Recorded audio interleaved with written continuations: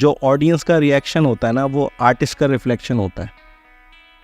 तो अगर आप नर्वस हो, आपने वो चीज़ नोटिस कर दी कि भाई मेरा जोक नहीं चला, तो जनता को पता चल जाएगा, उनकी एनर्जी भी डाउन हो जाएगी। जनता आपका बुरा नहीं चाहती, लेकिन आपने वैसा रिएक्ट करा, उसकी वजह से उनको लगा अच्छा यहाँ कुछ हुआ है। इंस्टेड आप फ्लो में सीधे निकल जाओ। आपका जोक नहीं चला, जनता को पता ही मत चलने दो कि यहाँ मैं एक्सपेक्ट कर रहा था आपकी हंसी।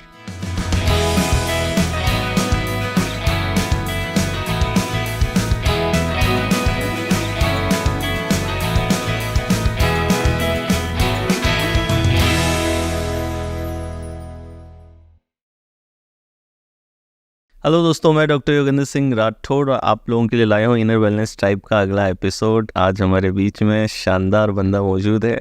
ही is Haseeb Khan, first comedian on our show. इन्हें आपने बहुत सारे चैनल्स पे देखा होगा, so let's have a talk with him. So Haseeb, ये जर्नी कब शुरू हुई? शॉर्ट में अगर आप बता सकें कि कब आपको लगा कि यही पैशन है और फुल टाइम इसी में आ जाना है? 2018 में किया था स्टार्ट मैंने। तो ओपन माइक करके एक चीज़ होती है, एक छोटा सा इवेंट होता है। उसमें कहा जाता है कि लोग जज नहीं करते आपको फर्स्ट टाइम में। अगर आप जोक्स करते हो तो ऑब्वियसली बात है कि वो से जोक्स अच्छे नहीं होते हैं। तो वो उस तरह का इवेंट होता है, पीपल लाइक सभी सीख रहे हैं, तो जजमेंट नहीं होता है कोई। तो 18 में स्टार्ट किया था और काफ़ी सोचा था कि भाई क्या करना है एक्चुअली। फिर पुरानी लाइफ में भी गए स्कूल टाइम में कि मज़ा किस चीज़ में आता था, तो वो समझ में आया कि यार 3-4 बार ओकेजन पे हमको माइक पकड़ने मिला है स्टेज पे, तो वो फीलिंग अच्छा था। अब हमने क्या जाने इसके साथ, सिंगिंग तो कर नहीं सकते है जो भी है। फिर एक और फीलिंग आई कि भाई कोई हंसता है तो अच्छा लगता है हमारी बात पे, तो वो कंबाइन करके हमने क्या स्टैंड अप कॉमेडी ट्राई करते हैं 2018 में। तो 18 से पहले भी क्या ये इनर कॉन्वर्सेशन चलती थी कि मुझे इसमें आना चाहिए नहीं आना चाहिए? बिकॉज एक स्ट्रीमलाइन करियर नहीं है, इतना पॉपुलर करियर उस टाइम पे नहीं होता था। तो क्या मन में कोई डाउट रहता था कि करना चाहिए नहीं करना चाहिए, या फिर? नहीं, डाउट तो नहीं रहा। मैंने जितनी भी चीज़ें करी फुल पैशन से करी, और फिर एक टाइम पे लगा कि बिल्कुल ही फालतू चीज़ थी वो, और छोड़ दी। मतलब ऐसे पास्ट में काफ़ी चीज़ें करी हैं, बट जब करी हैं तो फुल पैशन से करी है कि इसमें तो अपन पता नहीं क्या ही कर देंगे। लेकिन एक टाइम पे लगा कि नहीं कर पाएंगे। तो जैसे डांसिंग का भी सीखा था, तो डांस में ऐसा लगता था अब तो DID में जाना ही है अपने को, है ना। हाँ बिल्कुल, फुल पैशन आ गया था कि जब घर पे गए तो मम्मी से कह दिया ये वाला कमरा है, इसमें पूरे में कांच लगेंगे, है ना। तो ये कर दिया, लेकिन फुल दूसरे महीने में छोड़ दिया वो। तो सिंगिंग स्टार्ट करी तो फिर वही लगा कि यार इंडियन आइडल में जाना है। तो मतलब पैशन इतना रहा कि मतलब जो भी चीज़ करी के पता नहीं क्या करना है। फिर 2 महीने बाद उतना ही ड्रॉप हो गया।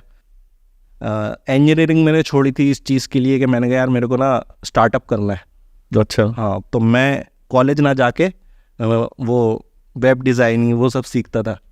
वो सीखा और फुल पैशन के भाई इसके मतलब अब तो स्टार्टअप आएगा, आइडियाज़ भी सोच ली, सब कर लिया। उस पर मैंने 3 साल वेस्ट करे। अच्छा। हाँ, फिर मेरे को रियलाइज़ हुआ, फिर मैंने सब कुछ छोड़ के एक दुकान खोल ली। मतलब वहाँ पे बैठा रहता था मैं, मेरे को दुकान ही सब कुछ लग रही थी। फिर काफ़ी टाइम बाद ऐसा लगा इनके यार मज़ा नहीं आ रहा।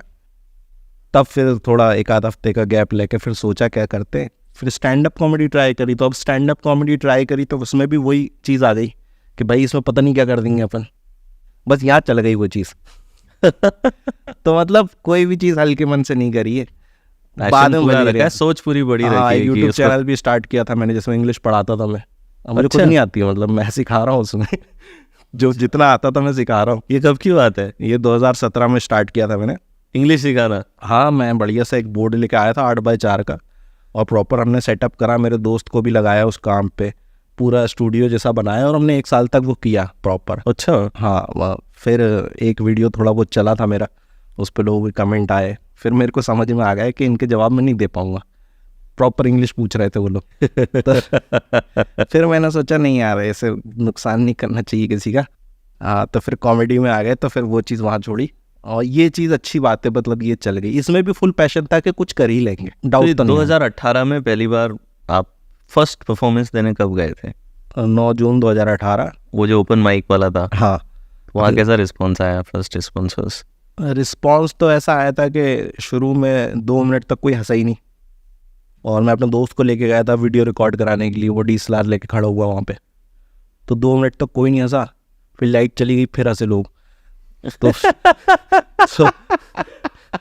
फिर लाइट आई तो 3 मिनट का ही टाइम था, तो उन्होंने कह दिया हो गया। मतलब फिर मेरा आखिरी में जाते जाते मैंने कहा नहीं मैं करूँगा, तो मैंने 2 मिनट एक्स्ट्रा ओवर टाइम ही करा मैंने। लास्ट में एक जोक पे हल्का सा हंसे तो लोग, और बस मैं नीचे आ गया। मैंने सोच लिया मैंने चलो हो गया अब नहीं करेंगे अपन। फिर एक लड़का मिला, कहना नहीं ये करना पड़ता है और करना रहता है। अच्छा ऐसा होता है कि फिर उसने बताया कि यहाँ भी हो रहा है वहाँ भी हो रहा है। फिर 2-3 जगह और गए, फिर एक जगह और गए थे, वहाँ पे तो 150 लोग मिल गए। पता नहीं कहाँ के चीफ गेस्ट आए हुए थे वहाँ पे, बड़े बड़े लोग। अब मैं फुल कॉन्फिडेंस में था ना, मैं तो भाई कि मैं तो पता नहीं क्या ही कर दूंगा। 10 मिनट परफॉर्म करा मैंने, वहाँ पे एक मुस्कुराहट तक नहीं आई किसी। अच्छा। हाँ, मैं कज़न को लेके गया था, मैंने कहा पूरा वीडियो रिकॉर्ड करना है, देखेंगे बाद में। फिर आते से डिलीट करवाया मैंने।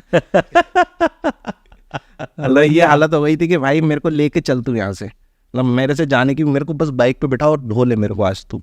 फिर वो घर लेके गया, फिर मैंने छोड़ दी थी कॉमेडी 1 महीने के लिए। मैंने कहा नहीं मुझसे नहीं हो रही है। बाइक चलाते चलाते एकदम से ध्यान आया कि नहीं यार शायद हम मेहनत नहीं कर रहे हैं, हमने तो कुछ ज़्यादा ही ओवर कॉन्फिडेंस में चले गए थे कि भाई ज़्यादा ही ओवर कॉन्फिडेंस हो गया था कि हम तो अच्छा ही करेंगे। फिर मैं सोचा यार जोक लिखते तो हैं, एक बार देखें तो, थोड़ी सी मेहनत करके तो देखें। 3 जोक लिखे मैंने, एक ओपन माइक किया, वो तीनों जोक बढ़िया चल गए। अच्छा। हाँ, तो वो क्या हुआ कि पहली बार ऐसा हुआ कि जोक चल गया, मैं परफॉर्म करके वापस आया। फिर जो ऑडियंस बैठी थी उसमें से आके लोगों ने बोला कि भाई तेरा ये जोक बढ़िया था। 3-4 लोग आ गए ना, उसके बाद नहीं छोड़ा मैंने। उसके बाद वो फीलिंग चाहिए अब बार बार कि लोग आने चाहिए मेरे पास। एडिक्टिव है वो फीलिंग। हाँ, वो बहुत सही है। फिर नहीं रुका मामला, मतलब फिर डाउट ही नहीं आया कहीं पे कि रुकना है। बस ये पता था एक वक्त आएगा फेमस हो जाएंगे, वो कब आएगा वो नहीं सोचा, काम करना है। क्या ये इसमें कुछ नेचुरल नहीं होता? Is it A learnable skill? सीखा जा सकता है, स्ट्रक्चर होता है जोक्स का, काफ़ी कुछ सीख सकते हो आप। बहुत कुछ नेचुरल आता है, मतलब आपको, जैसे मैंने स्टार्ट करा था तो मैंने जो जोक्स अपने हिसाब से लिखे वो मुझे ही नहीं पता कितने स्ट्रक्चर में फिट होते थे। जब मैंने स्ट्रक्चर के हिसाब से लिखने की कोशिश करी तो वो बना नहीं। कुछ लोग सीख भी सकते हैं, बट मैंने ज़्यादातर ये देखा है कि जो लोग खुले मन से करते हैं ना पार्ट टाइम इसको, वो ज़्यादा अच्छे से कर पाते हैं। अच्छा। जो बहुत ज़्यादा सीरियस होकर करते हैं ना कि कॉमेडी करनी, क्योंकि पढ़ाई नहीं है ना ये, इसमें सीरियसनेस नहीं चाहिए। इसमें जितने खुले मन से आप कर सकते हो, आपको लगेगा कि मैं एकदम वो जीनियस जोक लिख दूँ, उस पर नहीं हंसेंगे लोग। क्योंकि लोग हंसी स्टूपिड बातों पे आती है। राइट। हो सकता है जोक आपके बगल में और आप पता नहीं कहाँ पहाड़ों पर ढूंढने जा रहा। तो बहुत इजी रहता है अगर आप खुले मन से सोचो। तो मेरा जोक था एक मकसद नहीं भूलना करके, जो चला था यूट्यूब पे, वो ट्रेन में कोई मिल गया था। हाँ, वो जो काफ़ी चला था। तो मेरे जो फेलो कॉमेडियंस थे पूछ रहे हैं कि भाई कैसे लिखा था तुमने, मतलब लिटरली ये तो वायरल हो गया ना। तो मैं उनको सच्चाई बता नहीं सकता। गर्मियाँ थी, गर्मियों के टाइम पे मेरे को गर्मी लग रही, तो आदमी के घर में कैसे सो रहा होता था, मैं फर्श पे पड़ा हुआ था ठंडे में।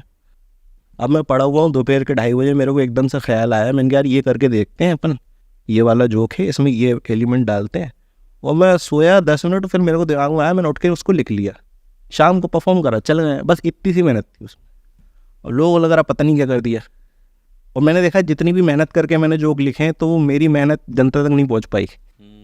तो शायद वो जो उसमें स्पॉन्टेनिटी होती है शायद बहुत वो ज़्यादा लूज हो ज़रूरी। जाती है। हाँ, मतलब अगर लोगों को बेवकूफ़ी पे बहुत हंसी आती है, समझदारी पे नहीं आती। जो स्ट्रक्चर की आप बात कर रहे हैं, तो किताबें भी होती होंगी, कुछ स्ट्रक्चर्स भी होते होंगे, तो क्या उनका पढ़ना, एक तो आप में नेचुरल टैलेंट तो होना ही चाहिए, तभी तो आप आइडेंटिफाई कर पाओगे कि यस मुझे इस डायरेक्शन में जाना है। तो क्या पढ़ाई करने से उसमें मदद मिलती है, कुछ एक्स्ट्रा बेनिफिट्स आते हैं? पेशेंस आते हैं आपको सबसे ज़्यादा। आपको सीखने के लिए बहुत ज़्यादा पेशेंस चाहिए। होता है क्या है कि कुछ लोग कॉमेडियंस, ये इतनी एडिक्टिव फीलिंग है ना कि उसने एक जगह परफॉर्म करा, हो सकता है अगले महीने उसको बहुत अच्छा परफॉर्मेंस चला गया 4 मिनट, तो अब उसको लगता है मेरा तो शो होना चाहिए पूरा। मतलब उसके अंदर वो कॉन्फिडेंस आ जाता है, बहुत एडिक्टिव है। क्योंकि वो बंदा जो 1 महीने में हंसा रहा है, हंसी तो सेम ही है ना। जो बड़ा कॉमेडियन हंसा रहा है उसको भी सेम फीलिंग आ रही है, इसको भी सेम फीलिंग आ रही है। अब इसको लग रहा है मैं बड़े प्लेटफॉर्म पे जाऊँ, बल्कि ये रेडी नहीं है अभी, लेकिन बहुत सी गलतियाँ करने वाला है ये।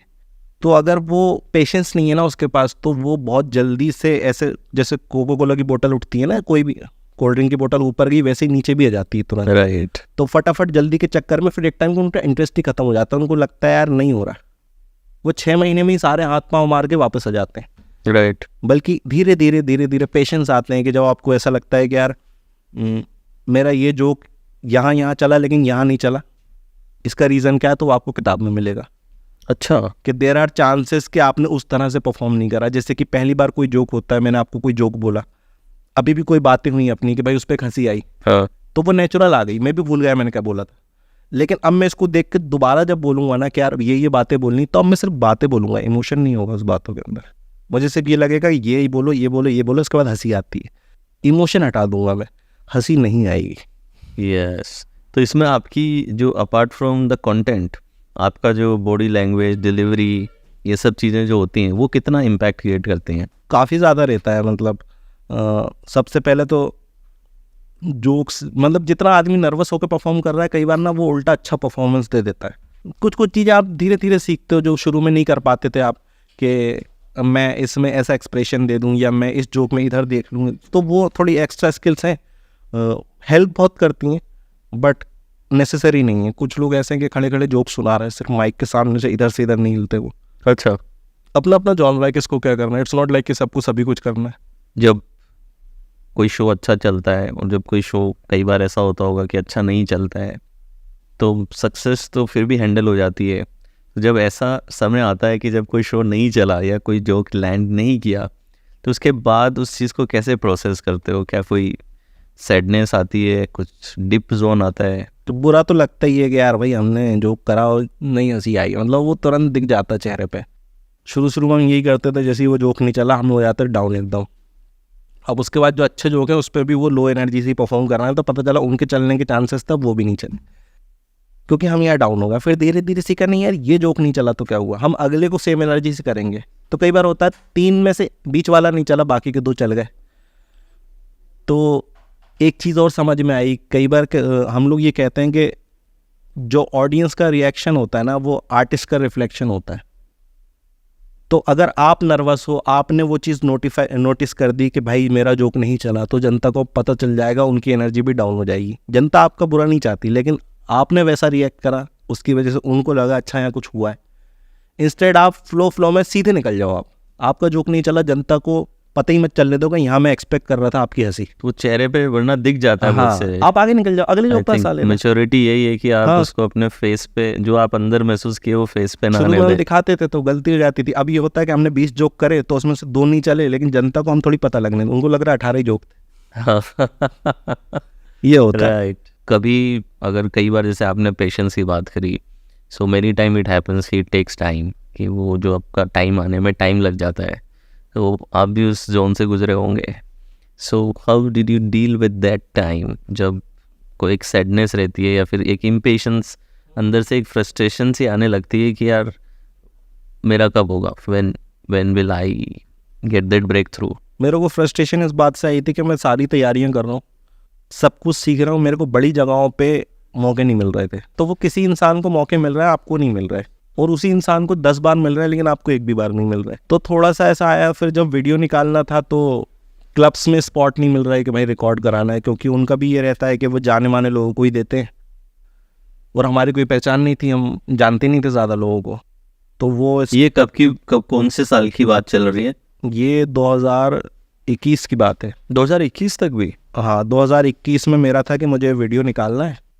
मैंने मार्च में डिसाइड किया था कि मेरे को वीडियो निकालना है। मार्च से मैं वीडियो निकालने के लिए रेडी बैठा हूँ, और मेरे को रिकॉर्डिंग के लिए स्पॉट ही नहीं मिल रहा है। अच्छा। तो वो जो स्पॉट मेरे को मिला मार्च में, मैंने डिसाइड करा था, तो वो ना मेरे अंदर तो एनर्जी आ गई थी ना, मुझे कुछ करना है। अब आपको स्पॉट ही नहीं मिल रहा, अब वो आपके अंदर ही भरी हुई है, फ्रस्ट्रेट हो रहा है कि क्यों नहीं मिल रहा। कई बार तो ऐसा हुआ कि क्लब वाले ने बोला कि आपका स्पॉट, जैसे आज मार्च में 10 तारीख है, तो आपका स्पॉट 10 तारीख को अप्रैल में है। आपने 8 तारीख तक वेट करा, आप रेडी हो आप जाने के लिए, 8 तारीख को बंदा रिप्लाई ही नहीं कर रहा। ओहो। 10 तारीख को आपने फ़ोन करा तो वो कह रहा है यार सॉरी वो तो नहीं हो पा रहा। और ऐसा उसने 4 बार करा, 4 महीने उसमें वेस्ट करे। मतलब मैं 1 महीने तक एक्साइटेड हूँ, और वो मेरे को लास्ट मोमेंट पे मना कर रहा है। 4 महीने इसमें गए। क्या समझाते थे अपने आप को उस पलों, ऐसे पलों में? गुस्सा आती थी बस यही कि भाई क्या कमी आ रही है। ऐसा लगता था यार हो ही नहीं पाएगा, मतलब बहुत हाथ पैर मारे उसके लिए। तब जाके वो एक कॉमेडियन थे, उनसे बातचीत हुई, तो उन्होंने कहा ठीक है यार मैं देखता हूँ, अगर इतना परेशान हो रहा है तो। उन्होंने बात करी, फिर वो स्पॉट जो मार्च में मिलने की कोशिश थी वो मिला सितंबर में। ओहो। सितंबर 29-30, और वो भी इस पे मिला कि भाई आ जाओ देख लेते हैं। और वो उस टाइम ना रिकॉर्डिंग में डरते हैं लोग, क्योंकि बारिश का सीज़न रहता है और वो पता चल जाता है ऑडियो में। तो हमने क्या रिस्क लेते हैं भाई, क्या करें हमारे पास तो, मतलब हमें तो, हम ये थोड़ी बोल सकते हैं हमें मिला 9 महीने में, थोड़ी कह सकते हैं बाद में। तो जो है वो है। फिर बहुत सारा फ्रस्ट्रेशन तो था ही अंदर, गए वहाँ पे परफॉर्म किया, तो वो तब जाके वो रिलीज़ हुआ। मतलब वो जो 7 महीने थे ना, बहुत मतलब गुस्से में गुजरे थे अपने। मतलब फिर शहर में भी मज़ा नहीं आ रहा था परफॉर्म करने में, ऐसा लग रहा था यार अब ये छोड़ना है, चलना है। और डर था कि दिल्ली थे अगर उस टाइम पे? भोपाल में, अच्छा, उस समय भोपाल में थे। हाँ मैं वहीं से कर रहा था, मतलब अच्छा अच्छा, तो क्लब भी वहीं का ढूंढ रहे थे उस टाइम पे? मुंबई। अच्छा, क्लब एक- मुंबई का चाहिए था। जिस क्लब की मैं बता रहा हूँ वो मुंबई का नहीं था, जिसने मेरे को 4 महीने तक लटका के रखा वो अलग था, मुंबई वाला नहीं था वो। मुंबई वाला तो मिल गया मेरे, तो मेरे लिए फिर फ़ायदा ये था कि मैं जिसके लिए परेशान हो रहा था उस क्लब से अच्छा वो मैंने नहीं निकाला। थैंक गॉड मैंने इस क्लब से निकाला, क्योंकि मैं यहाँ ज़्यादा कंफर्टेबल था। और जहाँ तो जो बरसात वाला जो मिला था वो मुंबई में मुंबई मिला का था, मुंबई का था। और पहले दिन बरसात हुई थी, तो पहले दिन की रिकॉर्डिंग में मैं नर्वस हो गया था, क्योंकि बरसात हो रही, पता चल रहा है आपको, आवाज़ आ रही है, आप नर्वस होकर चेहरे पे दिख गया। सेकंड डे बरसात नहीं हुई थी, और सेकंड डे का वीडियो ही इंटरनेट पे। अरे वाह, तो फिर उस पर कितना, क्या व्यूज आए, क्या माहौल मिला? अभी 11.5 मिलियन है उस पर। फिर एक और वीडियो डाला मैंने 3 महीने बाद, उस पर 9.6 मिलियन उस पर हो गए। क्या बात है। हाँ, और शुरुआत में ऐसा भी कुछ हुआ था कि you are getting viral but लोग आपके पेज तक नहीं पहुंच रहे थे? ऐसा कुछ भी हुआ था क्या, कि अलग अलग पेजेस से आपकी रील्स वायरल हो रही तो थी? होता ही है। तो मतलब कि बहुत सारे लोग जान रहे थे फेस से, but that thing was not reflecting in terms of subscribers and followers. हाँ, ऐसा भी हुआ था? नहीं, सब्सक्राइबर्स तो मेरे थैंकफुली बहुत अच्छे बढ़ गए थे। मैं 11 डेज में मेरा 100K हो गया था सब्सक्राइबर। मतलब चैनल स्टार्ट किया और 11 दिनों में 100K हो गए थे। अरे वाह, तो वो सब्सक्राइबर का तो मेरे को दिक्कत नहीं आया। राइट। दिक्कत आ रही थी इंस्टाग्राम पे, शुरू में आई थी कि भाई होता क्या है कि कुछ लोग बैठे हुए हैं इस दुनिया में, जैसे ही आपका वीडियो आता है आपने सोचा भी नहीं है इसका क्या करना, उन्होंने डाउनलोड किया, एडिटर को भेजा, उसमें से 15-20 रील काटी और शाम तक डाल भी दी। आपको आइडिया ही नहीं, वो बैठे ही इसलिए हैं। तो जब इंस्टाग्राम पे इतनी ज़्यादा सेम चीज़ डल जाती है तब आप खुद डालते हो, तो वो उसको डुप्लीकेट लगता है और वो उतनी रीच नहीं देता उसको, राइट। तो अब ये होने लगा है कि कॉमेडियंस ये कर रहे हैं कि जैसे ही वो वीडियो आता है तुरंत वो डाल देते हैं रील्स हाँ, रील्स एक बना के रील तो तुरंत डाल देते हैं तुरंत ही डाल देते हैं। मैंने वीडियो डाला था, मेरा एक वीडियो डाला था, मैंने यूट्यूब पे डाला, शाम को मैं चेक कर रहा हूँ 1 घंटे के अंदर वो फेसबुक पे डला हुआ है किसी चैनल पे। लोग बहुत फास्ट है, बहुत तेज है। तो इस चक्कर में क्या हो रहा है, मेन क्रिएटर के पास आ नहीं पाती चीज़ें। पर वो शुरू में हुआ था, बट फिर जब मैंने एक्सक्लूसिव कंटेंट डाला जो मेरे पास ही एक्सेस है कि भाई मेरा टीवी का शो जो है मेरे पास ही है उसका, तो मैंने उसको एडिट कर करके डाला, तो उससे मेरे काफ़ी फॉलोअर्स बढ़े थे इंस्टाग्राम पे भी, यूट्यूब पे भी, तो वहाँ से थोड़ा फ़ायदा हुआ था। तो अभी आपका चैनल इसी हसीब खान नाम से ही है? चैनल का नाम क्या है? हाँ, हसीब खान यूट्यूब हसीब पे। खान के नाम से ही अभी चैनल चल रहा है। ब्यूटीफुल। लाफ्टर चैलेंज की अपॉर्चुनिटी कैसे बनी? जब हुआ क्या था कि वीडियो चला ना, तो अगले दिन मेरे पास फ़ोन आया, मतलब मेरे वीडियो पे कुछ व्यूज़ हो गए थे, 100K हो गए थे एक दिन में, तो अगले दिन मेरे पास एक फ़ोन आया एंड कोई बंदा था, कहने लगा कि एक टीवी शो के लिए बात करनी है। अच्छा। हाँ, अब होता क्या है कि जब आप एकदम से बिल्कुल बोलते हैं ना फर्स्ट शेयर से ऐसा कुछ बोलते हैं, यहाँ से अब यहाँ तक आए हो, तो आप एक इतने जल्दी थोड़ी यकीन कर लोगे। आप शुरू में तो लग रहा है पागल बना रहा है होगी 4 साल से बनाया हमको लोगों ने, राइट। तो हमें तो लग रहा है पागल बना रहा है, तो हमने कहा ऐसे फालतू को ही होगा। उस टाइम मेरा एक दोस्त था, मैंने उसको फ़ोन लगाया, मैंने कहा एक आदमी है तुम्हारे पास भी फ़ोन आ सकता है, उसको ज़्यादा भाव मत देना, वो पागल बना रही है, टीवी मीवी की बात कर रहा है वो भी कहला हाँ ऐसा ही, वो भी कहला हाँ यार सही बात है। फिर वो 2-3 दिन बाद उसका फ़ोन आया मेरे पास, मेरे दोस्त का, कहला नहीं भाई वो सही कह रिया था, कहला सही में टीवी शो है। मैंने कहा ठीक है तो भाई देखते हैं। फिर मैंने उसको सीरियस लेना शुरू करा थोड़ा सा, तो वो पता नहीं कहाँ की बातें करता था, हमें ऐसा शो प्लान कर रहा है, आप बताइए कैसा कर सकते हैं। मैंने कहा मैं क्यों बताऊँ भाई तेरे को तेरा शो है तू बता। कह रहा कॉमेडी भी होगी, गेमिंग भी होगी, वो हर कुछ ही कॉन्सेप्ट बता रहा था, तो इंटरेस्ट हट गया था मेरा उससे। फिर एक दिन बोलने लगा आप मीटिंग करने आ जाओ, तब मेरे को थोड़ी सी सीरियसनेस आई। उसने मेरे फ्लाइट के टिकट बुक करे, मैंने कहा नहीं यार अब तो फालतू चीज़ नहीं है, फ्लाइट का टिकट बुक कर रहा हूँ। तो मैं पहली बार ही फ्लाइट में बैठा था, तो मैं तो उसको जानना नहीं चाहता था, मैं चला ही इसलिए गया चलो एक बार फ्लाइट में बैठने मिलेगा स्टार्ट तो करें, मैंने सोचा।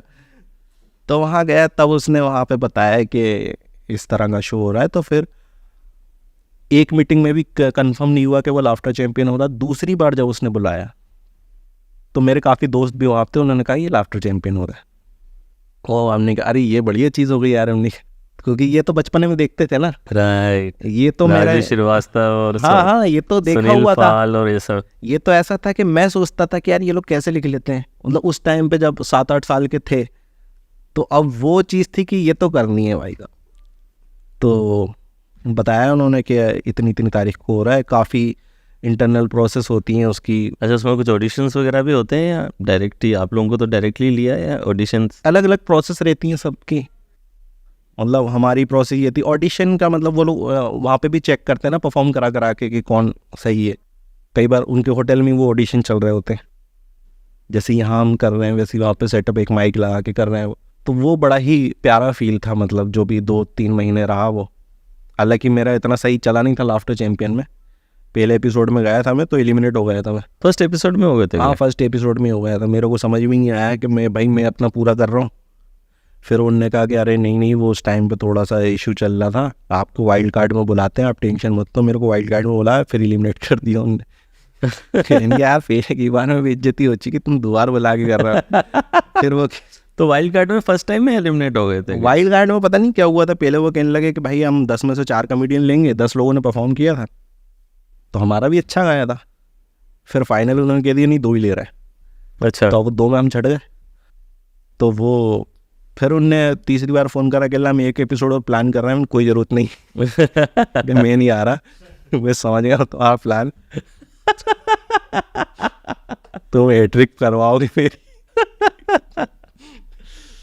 ठीक है, तो मैंने third time you didn't कहा go? मैं नहीं, 2 बार हो गया। मैंने कहा ठीक है भाई, इतना इनफ है मेरे लिए। बट मेरा वो ठीक है, वहाँ जो भी था नहीं हुआ सिलेक्शन। बट इम्पैक्ट तो रहा I जब think, वो वीडियो यूट्यूब पे आया तो बहुत चला। यस। हाँ, और वो वीडियो इंस्टाग्राम पे आया तो बहुत चला। एक मैंने उसकी रील डाली थी, इट गोज लाइक 23 मिलियन। तो कंटेंट तो अच्छा था, ठीक है उनका जो भी जजिंग प्रोसेस था, बट वो चीज़ इंटरनेट पे बहुत चली। हाँ, इंटरनेट पे बहुत चली थी। हाँ। और मुझे तो याद भी नहीं कि सिर्फ एक ही एपिसोड था। मुझे तो लग रहा था कि you were 2 consistently episode there. किए थे But मैंने। impact was there. इम्पैक्ट भी कई बार बहुत मैटर कर जाता है। हाँ, उनके अलग अलग पैरामीटर्स थे ना, मतलब जज करने के। तो कहीं हम फिट नहीं बैठे होंगे, बट इंटरनेट पे तो सभी की जनता है। कहते हैं कि laughter is the best medicine. तो कभी कोई ऐसा इंसिडेंस हुआ जहाँ पे आपके किसी फैन ने आके शेयर किया हो कि बिकॉज ऑफ योर कॉमेडी और may be watching your videos उनको कोई राहत मिली हो किसी बीमारी में या डिप्रेशन में? हाँ, काफ़ी लोगों का आया मेरे पास। एक्चुअली वायरल होने से भी पहले, जब वीडियो नहीं डाला था उसके पहले, मैंने एक छोटा सा शो करा था 30 मिनट का, जूम पे किया था मैंने वो शो। तो उसमें 2 से 3 ऑडियंस ऐसी थी जो मोबाइल पे मेरे को देख रही थी, एंड देवर कोविड पेशेंट्स। वो फ्री टिकट रखा था मैंने। तो वो बड़े खुश हुए, कहने लगे भाई हम तो मतलब परेशान थे, हम मतलब वो वार्ड में हैं और कोरोना वगैरह हुआ था उनको, हम ऑलरेडी डिप्रेशन में थे, परेशान थे, हमें ये बीमारी हो गई, तो हमें आज बहुत अच्छा लगा। तो उन्होंने बढ़िया जेन्युइन फीडबैक दिया था, बहुत कहला मैं इतना तो हंसे ही नहीं है हम कभी। तो वो बहुत अच्छा फील आया था मेरे को। बाकी लोग डीएम में कहते रहते हैं, कुछ जेन्युइन फीडबैक आते रहते हैं कि भाई हमें इस चीज़ में अच्छा फील हुआ। राइट। एक्चुअली इवन मैं कई बार कपिल शर्मा के शो में लोग आके कहते हैं कि मैं पेशेंट था, कैंसर का पेशेंट था, और उस टफ टाइम के अंदर it was very helpful for me. हाँ, राइट। सो कई बार एक बहुत इम्पैक्टफुल रह जाता है लोगों के लिए। कठिन वक्त काटना आसान हो जाता है। लाफ्टर का लोगों की मेंटल स्टेट पे या मेंटल हेल्थ पे और किस तरीके से आप असर देखते हो? हाउ इट, क्योंकि इसके 2 पहलू होते हैं कई बार कि सपोज़ किसी को कोई बीमारी है, सपोज़ कोई डिप्रेशन से गुजर रहा है, या और कोई मे बी जेंडर इशू है। जब लोग उसका मजाक बनाते हैं तो वो मजाक कई बार इंसान के अंदर गलत मेंटल हेल्थ क्रिएट करता है, और वहीं एक तरफ ऐसा भी होता है कि पॉजिटिव भी करता है। तो दोनों में क्या आपका पर्सपेक्टिव है? वो एक्चुअली ना इंसान की फितरत पर डिपेंड करता है वो किस तरह से ले रहा है। कई बार ऐसा होता है कि आप बहुत बड़े इशू से गुजर रहे हो, आपको लग रहा है कि यार ये सिर्फ मेरे साथ ही हुआ है, आप किसी को बता नहीं रहे, और उसकी वजह से आप डिप्रेशन में हो। लेकिन एक बंदा आके बता रहा है उसी के बारे में और उसका मजाक उड़ा रहा है, और वह ऐसे ऐसे सिचुएशन बता रहा है जिससे आप रिलेट कर रहे हो, हाँ ये तो मेरे साथ भी होता है, लेकिन मैं परेशान हो रहा हूँ, ये मजाक उड़ा रहा है उस चीज़ का। तो जब वो देखता है कि सेम इश्यू को ये काफ़ी लाइटली ले रहा है, और ये खुद का मजाक बना रहा, तो उसको हल्का लगता है थोड़ा सा कि मैं ही नहीं हूँ मतलब जो इससे परेशान है। एक एग्जांपल ले लिया, कोई लड़का है और उसके साथ कोई रिलेशनशिप ठीक नहीं चली, कुछ भी हो सकता है रिलेशनशिप में, उसको लगा कि यार ये तो मेरे साथ बहुत ज़्यादा गलत हुआ है, ये तो दुनिया में किसी के साथ नहीं हुआ आज तक, कोई दूसरा बंदा है उसके साथ 10 बार हो चुका है ये। और मेरे को तो यही बेटर लगता है कि कॉमेडी के थ्रू आप अपनी इनसिक्योरिटीज़ का मजाक उड़ाओ। तो बहुत से लोग ऐसे हैं जो बेचारे परेशान हो रहे हैं। मेरे साथ मैंने काफ़ी अपने स्किन कलर का बहुत मजाक उड़ाया है इनडायरेक्टली। ऐसा भी नहीं उड़ाया है कि मेरी जनता को ही मेरे बारे में बुरा लगने लगे, इनडायरेक्ट वे में। राइट। अब होता है क्या कि बहुत से जो इस तरह के लोग होंगे, दे आर लाइक कि यार अगर ये कर रहा है तो इट्स ओके ना, मतलब फिर इतना परेशान होने की ज़रूरत नहीं है। राइट, वो एक नॉर्मलाइज हो जाती है वो हाँ। चीज़। एक बार आप उसको एक हल्के लाइट कॉमेडी एस्पेक्ट में बोल देते हो तो देन इट बिकम्स हाँ, तो नॉर्मलाइज, राइट। वो वही बात है ना कि आप वो उस इंसान को लगता है कि यार ये इतने बड़े लेवल पे ये बंदा खड़ा हुआ है और ये भी सेम इशू से गुजरा हुआ है, तो इट्स नॉर्मल। अब वो उतना परेशान नहीं होता है। वो कहीं ना कहीं शायद ये देखता है कि ये इससे गुजर के भी इतना सफल है और खुश है इसके बारे में, तो उसे लगता है कि मैं शायद ओवरथिंक कर रहा हूँ, मुझे भी इसको नॉर्मलाइज करना चाहिए। और दूसरा जो एस्पेक्ट था कि लोग गलत वे में ले लेते हैं, ऐसे लोग बहुत कम हैं एक्चुअली। और ये ज़्यादातर तभी होता है, ये मोस्टली बहुत ज़्यादा डार्क फेज होता है, जैसे कि जिसको आप निगलेक्ट नहीं कर सकते, किसी की डेथ हो गई हो और कोई बंदा डेथ पे मजाक बना रहा है। लेकिन इसमें एक बहुत बड़ा ये भी है कि वो बंदा किस तरह से मजाक बना रहा है। वो बना इस तरह से रहा है कि सामने वाला चाहे डिप्रेशन में हो या ना हो उसको बुरा ही लगेगा, या कई बार हो सकता है कि वो इस तरह से मजाक उड़ाए कि बुरा ही ना लगे। आपके अकॉर्डिंग कौन से टॉपिक्स में टच करने में कॉमेडी में आपको एक डाउट रहता है कि यार इसका गलत मीनिंग जा सकता है, लोग हर्ट हो सकते हैं, सेंटिमेंट हर्ट हो सकता है। जैसे इंडिया में आप जैसे रिलीजन ले लीजिए, या फिर प्रधानमंत्री पे अगर आपने जोक कर दिया या रिलीजन पे जोक कर दिया, या और कुछ सेंसिटिव टॉपिक्स हैं जिन पे आपने अगर जोक कर दिया, तो when you right your jokes तो किन चीज़ों को टच करने में डर लगता है कि यहाँ पर इसकी है जोन? रिलीजियस तो है ही, उसमें ऐसा लगता है कि आजकल माहौल ये है कि भाई लोग ये नहीं देखते जोक क्या है, लोग देखते हैं बस एक पर्टिकुलर नाम आया है और ये एक रिलीजियस चीज़ से रिलेटेड है, तो बस लोग ऑफेंड हो जाते हैं।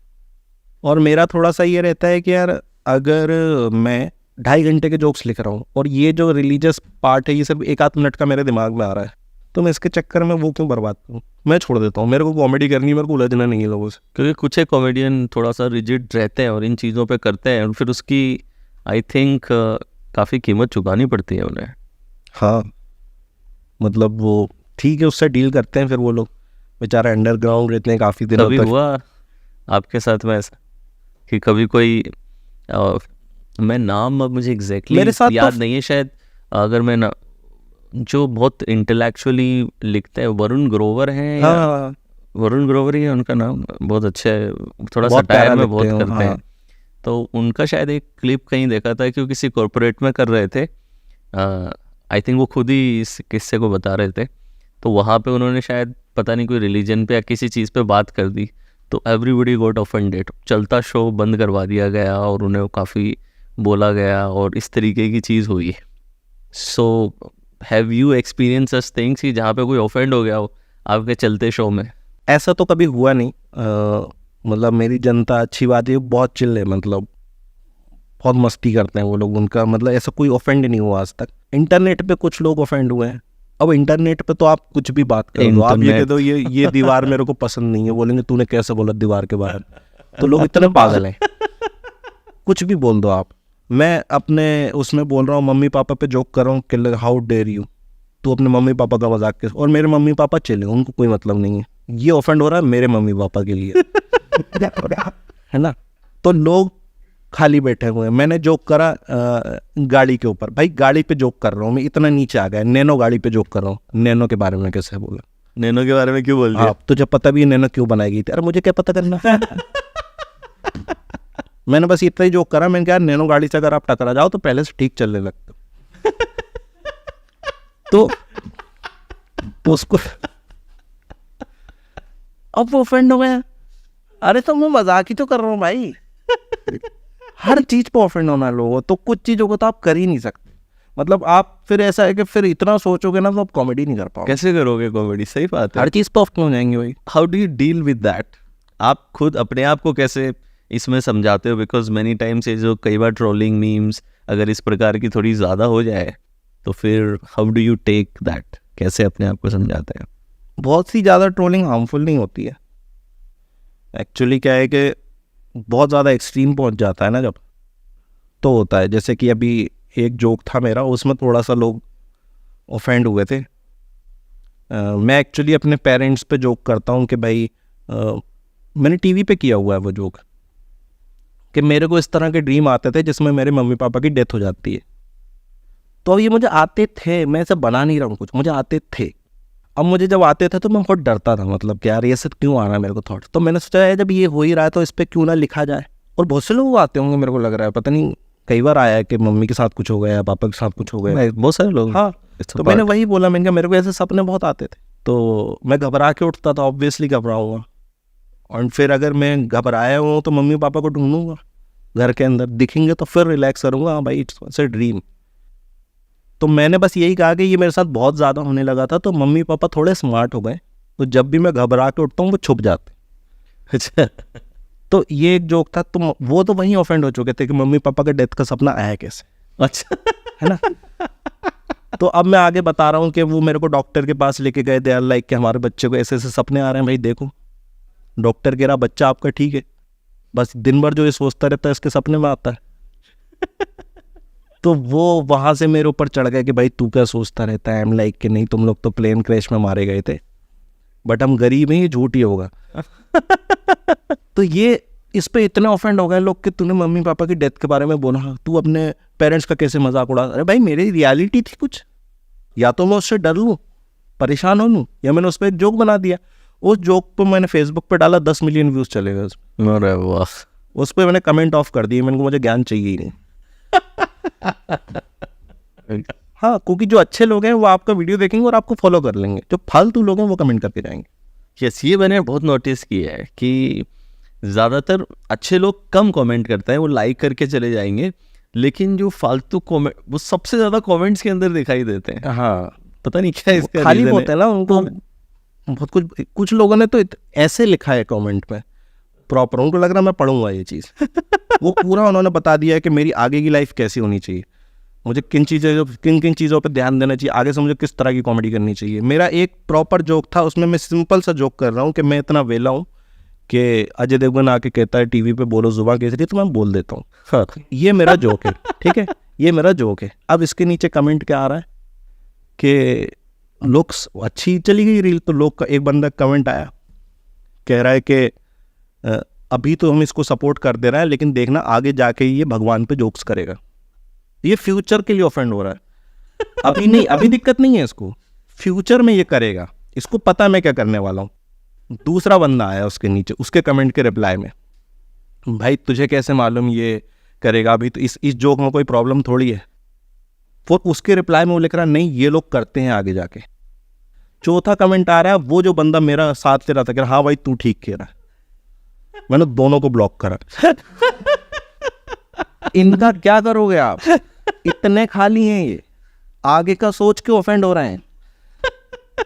अगर कुछ अच्छा चल रहा है ना तो आगे के लिए ऑफेंड, तो वो आप कुछ नहीं कर सकते, कुछ नहीं कर सकते। सही बात है, इम्यून ही रहना पड़ेगा आपको। आप अपना काम करते रहो बस। कुछ टॉपिक्स हैं जो जनरलाइज है कि इन पे नहीं बोलना, बाकी आप बोलोगे तब भी आप ये नहीं कह सकते कि लोग ऑफेंड नहीं, लोग हर बात पे ऑफेंड हो जाते हैं। तो कौन से ऐसे टॉपिक है जिनसे दूर रहना पसंद करते हो? ऑब्वियसली एक तो रिलीजियस ही है, पॉलिटिकल भी मैं तो कहूँगा बचो आप थोड़ा सा।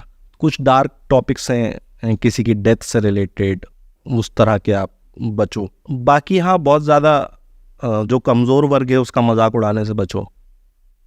कुछ लोग पे ऑफेंड हो जाएंगे, जैसे आप कोई डिसेबिलिटी पे मजाक बना रहे हो तो लोग ऑफेंड हो सकते, या बहुत ही ज़्यादा गरीब इंसान पे मजाक बना, या मिडिल क्लास का तो चलता है बहुत ज़्यादा गरीब पे बनाओगे आप तो वो लोग ऑफेंड हो सकते हैं कि यार तब मत करो।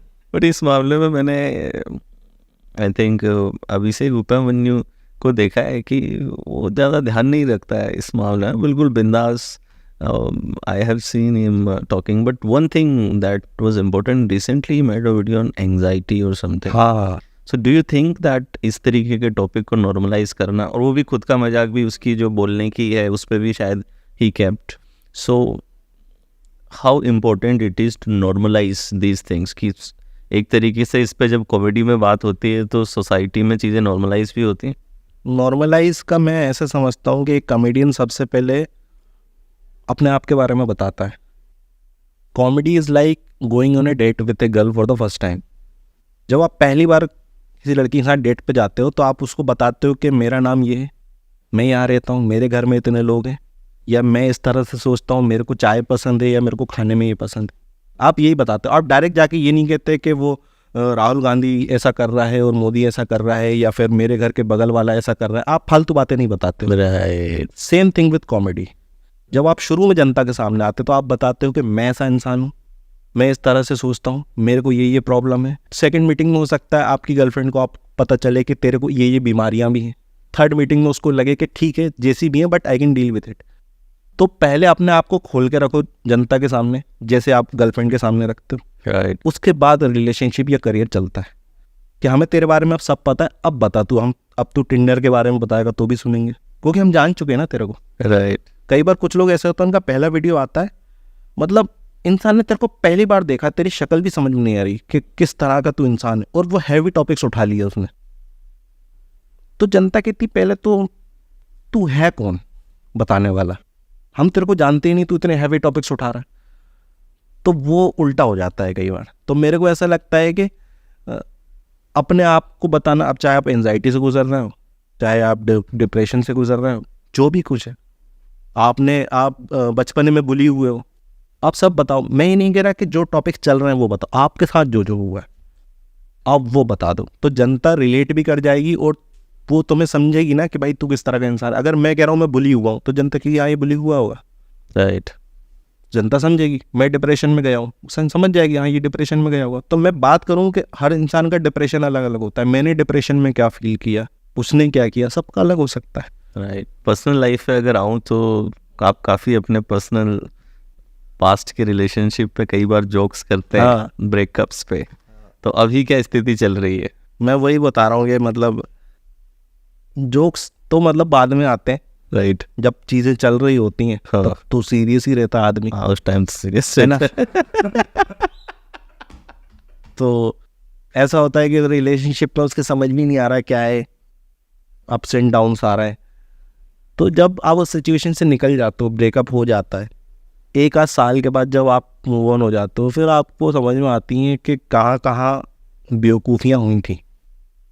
फिर आपको वहाँ पे मजाक उड़ाते हो, आप उस पर हंसते हो, आप कॉमन हो जाते हो, तब आप उसका मजाक उड़ा सकते. अब उसी टाइम तो जोक नहीं आते ना, उस सिचुएशन में रह के. तो वो पता भी नहीं चलना चाहिए सामने वाले को कि आपने लिखे हुए हैं. तो गए फिर आप, तो उसको बोलो पागल है क्या, तेरे पे थोड़ी लिखूंगा मैं. तो वो जब बिल्कुल अलगाव हो जाए आपका, बिल्कुल ख़त्म मामला, तब आप निकालो. और कई बार तो ऐसा भी होता है ना कि आपको किसी पर्टिकुलर इंसान से डर है कि नहीं यार ये जो है ऑफेंड हो जाएगी अगर इस पे जोक करा.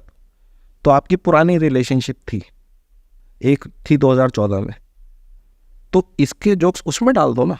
कि इसने जो हरकतें करी नहीं ये वो ये करती थी.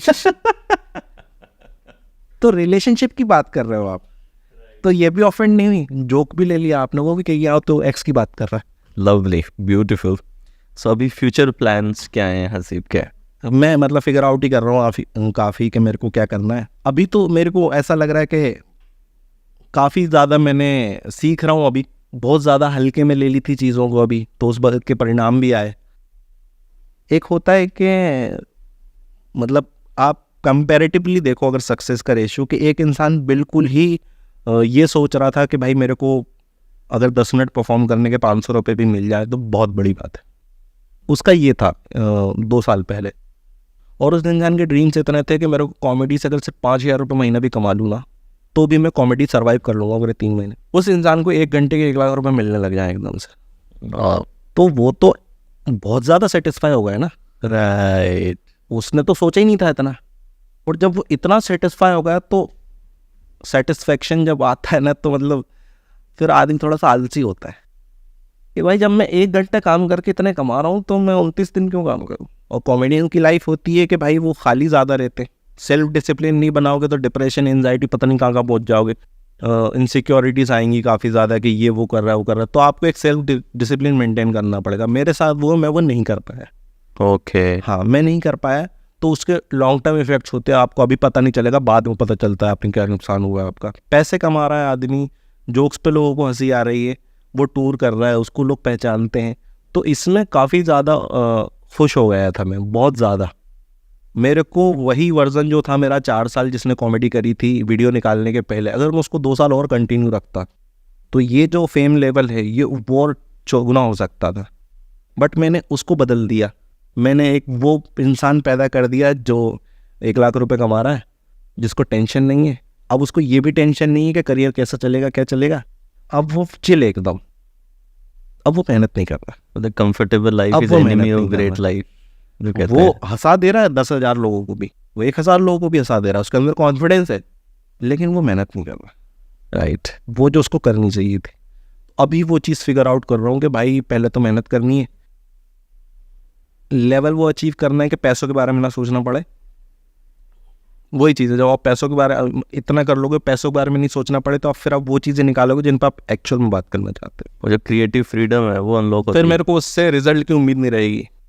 मैं करूँगा अपनी बुलिंग पे बातें, मेरे साथ क्या क्या हुआ है, मैं करूँगा अपने डिप्रेशन पे बातें, राइट मैं अपनी राइट। रिलेशनशिप पे सब बातें करूँगा, जिस चीज़ में कंफर्टेबल हूँ। एडल्ट टॉपिक्स में ये होता है कि मैं खुद कंफर्टेबल नहीं हूँ बात करने में, तो मैं नहीं करता हूँ। ऐसा नहीं मेरे को जोक्स नहीं आते, मेरे को अनकंफर्टेबल लगता है बोलने में, तो मैं नहीं करता। और अभी जो लेटेस्ट ट्रेंड आप देखते हैं कि पहले ज़्यादातर इंग्लिश में ही कॉमेडी की जाती थी, बट आजकल काफ़ी लोग हिंदी भी आ रही है, तो इसका क्या ट्रेंड आप देखते हैं, क्या फ्यूचर देखते हैं? हिंदी का तो बहुत ही फ्यूचर है। मतलब देखो, इंसान को भले इंग्लिश आती है समझ में, लेकिन सुनने में तो हिंदी अच्छी लगती होगा एक्चुअली तो जो ऑडियंस होती है वो हो सकता है कूल बनने के चक्कर में कि ऐसे कॉमेडियन का टिकट ले ले जो फुल इंग्लिश बोलता है, लेकिन उनको भी पता है कि उनको भी मेहनत करनी पड़ रही है सुनने में, समझने में कि हाँ क्या बोला, जोक समझ में आया, क्योंकि तुमने टिकट ले लिया है। अब तुम कूल बनने के चक्कर में समझ रहे हो, तुमने समझ, लेकिन तुम्हें ना एक टेंशन रही पूरे शो के दौरान कि ये क्या बोल रहा, अच्छा ऐसा, आपने भी दिमाग लगाया। जनता को चाहिए कि भाई मैंने पैसे दे दिए, अब मुझे दिमाग नहीं लगाना। तो जो हिंदी बोलता है उसका ऑटोमेटिक इंसान को मज़ा आता है। राइट। आपको इंग्लिश आती हो, लेकिन मैंने देखा है कि हिंदी में ही ज़्यादा कंफर्टेबल होते हैं। मैं कुछ लोगों से बातचीत करता हूँ, कुछ लोग वैसे दोस्त भी हैं मुंबई से आते हैं, या कुछ लोग ऐसे फेलो कॉमेडियंस हैं, तो उन्होंने कोई चीज़ इंग्लिश में बोली तो मैं बोल देता हूँ, मैंने कहा आप ये चीज़ हिंदी में बोल सकते हो, तो वो बता देते हैं। मैंने कहा अच्छी तो बोलते हो, बोला करो ना, तो कहते नहीं। मैंने कहा आपको हिंदी आती है, मुझे हिंदी आती है, हिंदी में बोलो, ज़बरदस्ती क्यों इसको इतना कॉम्प्लिकेटेड बनाना बातचीत को, सही बात। कि आप कुछ ऐसे वर्ड्स बोल दोगे जिसका मुझे समझ में नहीं आएगा।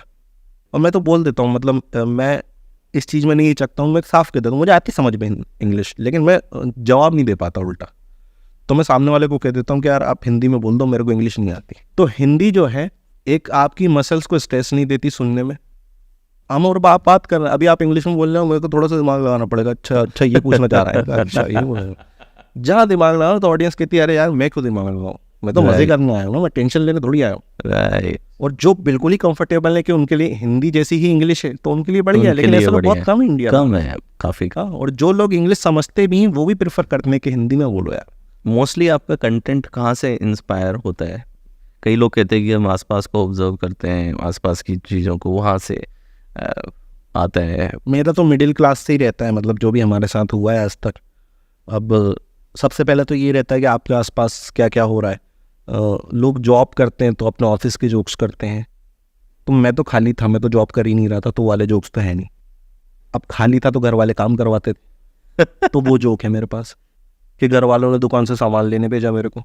अब सामान लेने भेजा है तो वहाँ पे मैं सामान ले रहा हूँ, तो मैंने देखा ये पार्ले जी मैं ही लेके आ रहा हूँ ना 10 सालों से, तो पार्ले जी तो मैं ही ला रहा हूँ।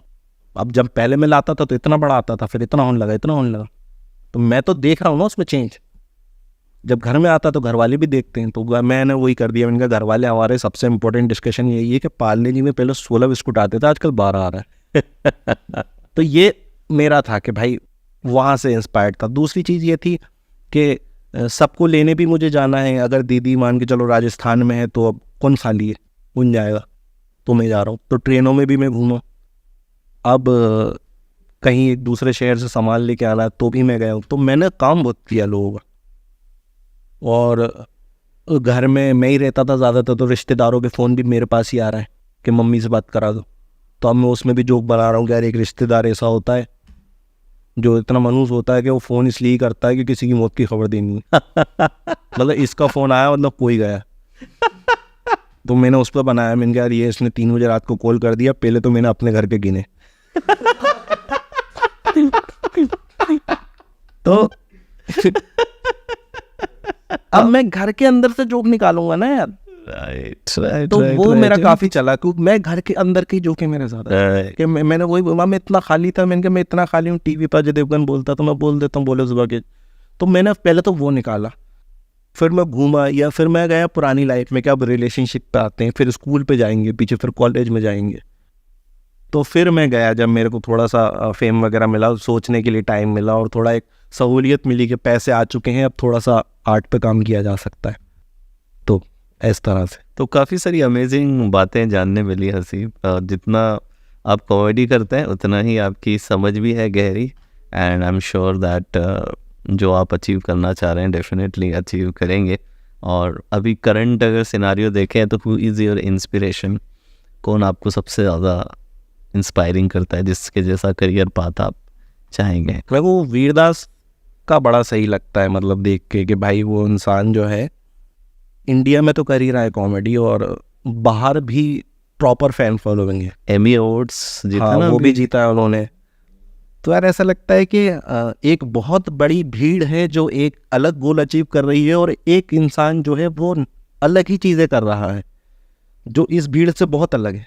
तो वो मेरे को काफ़ी अच्छा लगता है। मेरे को ऐसा लगता है कि मेरे को करनी है ना, मतलब बाहर के लोगों के लिए भी कॉमेडी, लोग ही है ना वहाँ पे भी। तो कभी कभी ऐसा लगता है कि इंग्लिश सीख के या कभी जाके वहाँ के लोगों के लिए इंग्लिश करें, क्योंकि उनके लिए वो हिंदी जैसी है। Right, yes yes. तो वो काफ़ी अच्छा लगता है। और अपने बस्सी भी आए हैं, बस्सी भी आए, ये मूवी करी है उन्होंने, अभिनव है ना? हाँ, अभिनव बस्सी, अनुभव सिंह बस्सी। अनुभव बस्सी, यस। उनसे काफ़ी इंस्पायर होता हूँ कि यार कॉमेडी भी बड़ी प्यारी लगती है। मैंने उनके शोज़ काफ़ी बार देखे हुए हैं, और मूवी भी कर ली उन्होंने, तो उसमें भी काफ़ी प्यारा रोल किया उन्होंने एक्चुअली। और एक अपने जाकिर खान है, जाकिर खान का ऐसा लगता है वो ना, वो इंसान का 360 डिग्री अलग इमोशन, क्रिएटिविटी, हाँ। डेप्थ। सिर्फ कॉमेडियन नहीं है, सिर्फ कॉमेडी ले लो, पोइट्री ले लो, पॉडकास्ट में वो जो बातें आ रही हैं सीरियस, वो जो एक जीवन से रिलेटेड बातचीत होती है वो है। एक कॉमेडी फर्जी मुशायरा करके आया था उन्होंने, वो भी किया है, अभी KBC पे भी आ गए वो।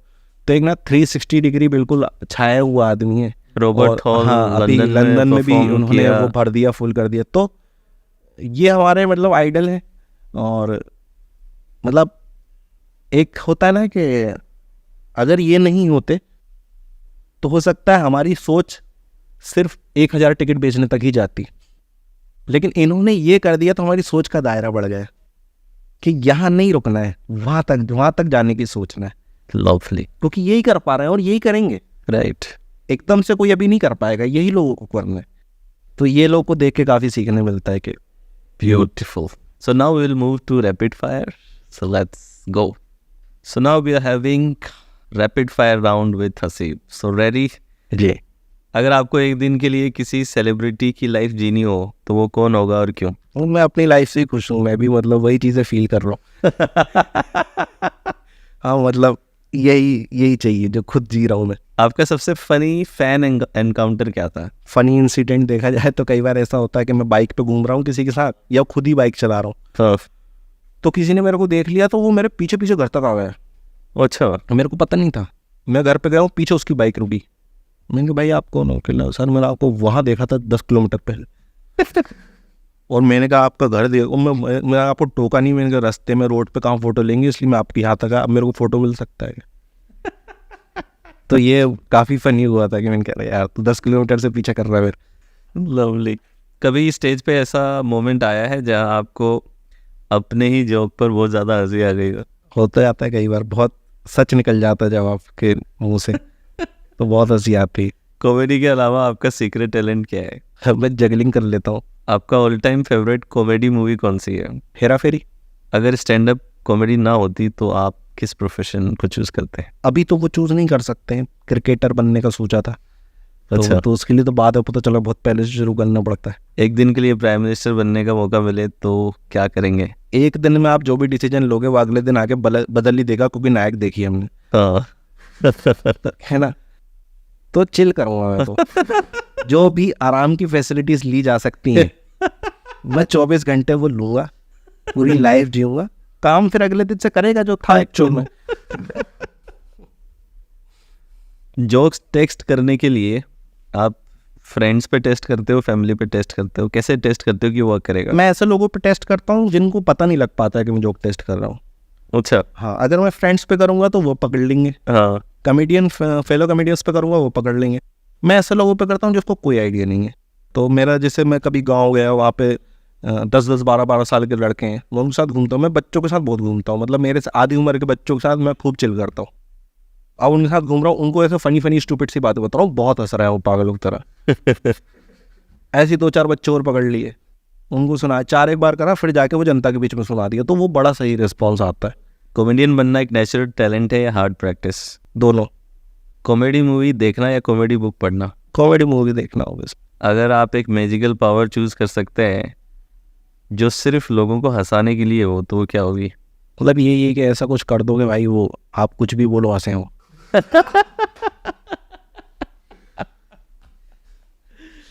और फाइनली एक लास्ट लेसन जो ऑडियंस को, स्पेशली वो यंग बच्चे जो मे बी इसी डायरेक्शन में करियर बनाना चाहते हैं, उन लोगों के लिए कुछ लेसन आप दे सकें? यार मतलब मेरा कहने का यही है कि इसको करने के लिए कुछ भी छोड़ो मत। ये एक ऐसा आर्ट फॉर्म है जो किसी और चीज़ के साथ भी हो सकता है। आप जॉब कर रहे हो तो भी आप फुल टाइम कॉमेडियन रह सकते हो। अनटिल अनलेस आपको बिल्कुल सांस लेने तक का टाइम नहीं मिल रहा है कि भाई बिल्कुल 24 घंटे शेड्यूल बना ही हुआ है कि सोने का 8 घंटे और उसके बीच में जो 16 घंटे बच रहा है उसमें बहुत सारे काम है कि दिन की 3-3 मीटिंग है या शोज़ है। जब तक आप परेशान मत नहीं हो जाओ या बिल्कुल ही मतलब बहुत ज़्यादा काम नहीं हो, तब तक फुल टाइम पे मत आओ। बाकी तो ये ऐसा है कि मतलब आप 8 घंटा जॉब करो, शाम को कॉमेडी करो।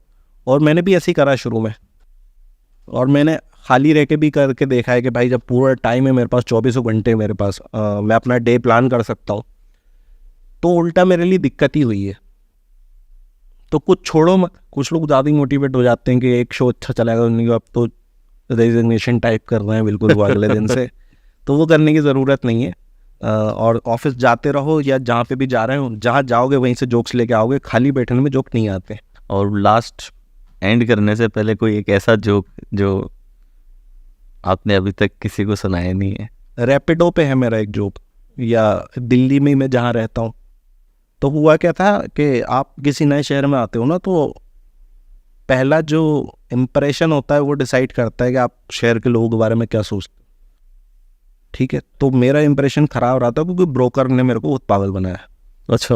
हाँ, उसने मेरे को बताया कि भाई मैं आपको प्राइम लोकेशन पर घर दिलाऊंगा। आपको वो पहचान गया था कि आपको प्राइम लोकेशन पर घर दिलाऊंगा, आप तो अच्छी जगह रहोगे। अब मेरे को तो नहीं मालूम ना शहर के बारे में, उनने मेरे को कापासेड़ा करके जगह वहाँ दिलवा दिया। बाद में मुझे पता चला कि वो प्राइम लोकेशन नहीं, क्राइम लोकेशन है। हाँ, तो अब मेरा वो उसमें था कि यार मैं 6 महीने रह चुका हूँ वहाँ पे, तो संगति भी तो होती है एक। अब 6 महीने उस जगह पर रह लिया ना मैं, तो मेरे अंदर वहाँ के फीचर्स आ रहे हैं थोड़े थोड़े। तो मैं रैपिडो पे पीछे बैठ के जा रहा हूँ, अंधेरा आया, सुनसान सड़क, मेरे मन में एक थॉट आया कि इसे लूट लूँगा। एंड मैं खुद को थप्पड़ मार रहा हूँ, क्या सोच रहा हूँ मैं, मेरे को हमदर्दी बहुत हो जाती है लोगों से कोई भी परेशानी में। तो मैं रैपिडो पे पीछे बैठ के जा रहा हूँ और वो बंदा परेशान हो गया, नए नए ज्वाइन हुआ था, कहने लगा यार इतनी जाम में कभी गाड़ी नहीं चलाई मैंने, मैं पसीना आ रहा है उसके। तो मैं कह रहा हूँ इतना क्यों परेशान हो रहा है, एक काम कर तू पीछे आ जा। तो मैं लेके गया उसको डेस्टिनेशन तक। अच्छा। हाँ, फिर वहाँ पे उतर के कह रहा सर 5 स्टार देना आप। मैं कह रहा हूँ किसको देना है, और नहीं दी तो मैंने खराब चलाई। तो ये